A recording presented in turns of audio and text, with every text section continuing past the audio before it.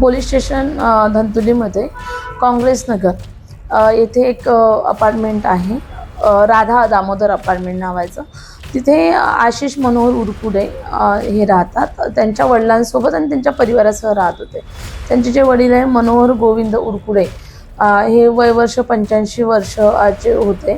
ते आर्मीमध्ये कार्यरत होते. त्यानंतर तिथून रिटायर्ड झाल्यानंतर रेल्वेमध्ये होते आणि तिथून पण रिटायर्ड झाले.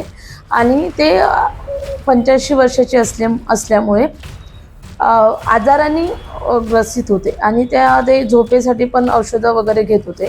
तर त्या आजाराने ग्रसित झाल्यामुळे त्यांना झोपेचा त्रास आणि औषधं सारखे लागत असल्यामुळे त्या आजारपणाला कंटाळून त्यांनी टेरेसवरनं उडी मारून आत्महत्या केलेली आहे.